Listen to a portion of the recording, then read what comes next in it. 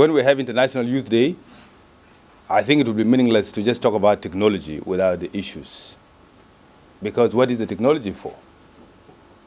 I see the click and all that, which can be semantic, but where you click it to do what? It should be able to address this context.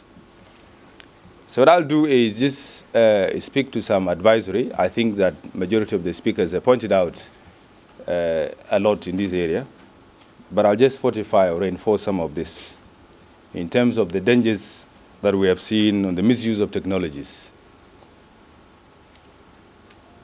I think one main problem we have, and I call this the African tragedy, is that we are playing catch-up. We go to school to know the known. Yeah? So we just learn things that have been developed. And we say we are educated.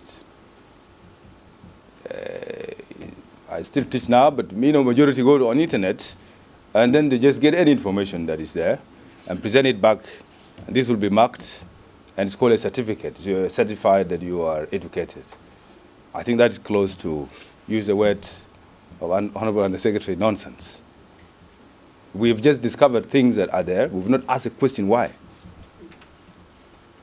So in terms of the dangers of misuse of information, of technologies, we've seen a deliberate use of technology to disinform, to misinform. And we wonder why. When you create that, in a context where we talked about peace and conflict before, we're not sensitive to these issues, but we use whatever we get there to disinform, to misinform. That is a great danger to our society. Because as youth, if there's no peace, it's down to you, because you're the majority.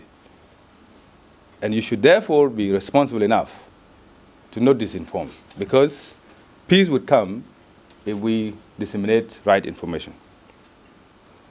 And dissemination of false information is not helpful to the society. It's not helpful to you.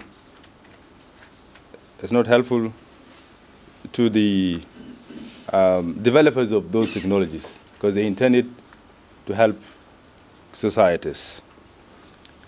And we also know that on the side of government, we will need to be more proactive on data protection. I wouldn't talk about reprisal to those who misuse the technologies. I think much of that is down to not knowing the dangers of this. Now I see people even posting in places that they shouldn't be posting, only that they don't post their bank accounts. Because I know they know that we would know they have a lot of money. But data protection is a key concern.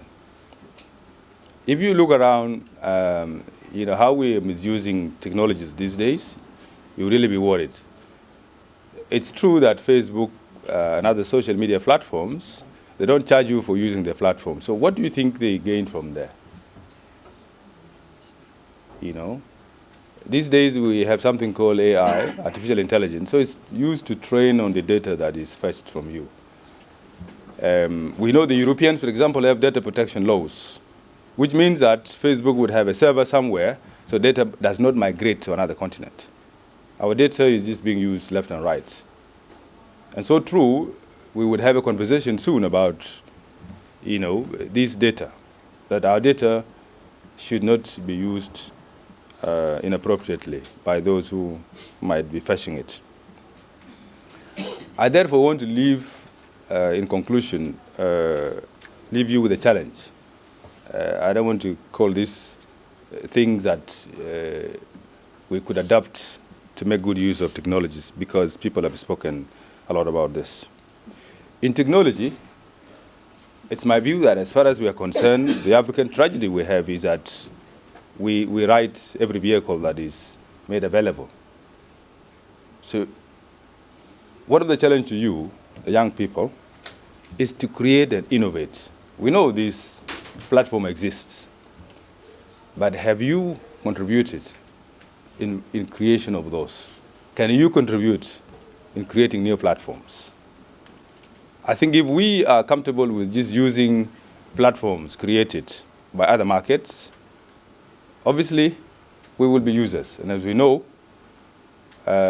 users really cannot be proud of having used effectively mechanisms created by others. I think the intention really is that these platforms can offer you opportunities to create and innovate. We know, for instance, a large majority of our rural community face challenges with, say, health. If somebody creates an application that monitors maternal health, this would be amazing, yeah? As opposed to spreading false information on social media. But more importantly, and this perhaps speaks to the universities, that we must truly decolonize some of these approaches. An idea has a geography, has a position. We know when we research, part of me is still academic, you have a position from which you speak. We talk about globalization, but there's not one position from which we globalize. There is a convergence of values. So we need to infuse some of the values as Africans, as South Sudanese. So really to take these technologies as you innovate and create, more importantly to decolonize. So I will look to the curricula that infuses ideas that are in congruence with our national values. But also create positive narratives. Somebody spoke about, yes, my brother spoke about the sports. The media here, what did we publish about the fact that South Sudan is the only African country to participate in Olympics in basketball since 1996? Did we publish anything on that? It's also to advance education and research. Through technology, we can advance research. So this is a challenge I will leave with you, whether you're media or youth, to really embrace technology for these good aims, so that we can truly be party to the technologies that are being developed. Thank you very much.